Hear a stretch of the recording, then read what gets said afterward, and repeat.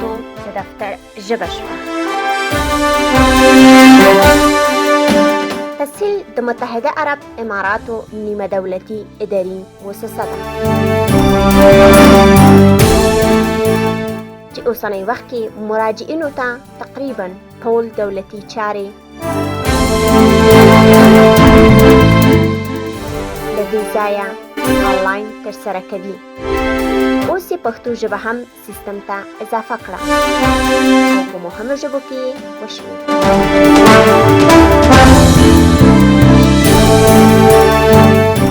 که کابل او پېښور کې پښتو د زندان ژبه ده، کالج کې د دفتر ژبه شوه.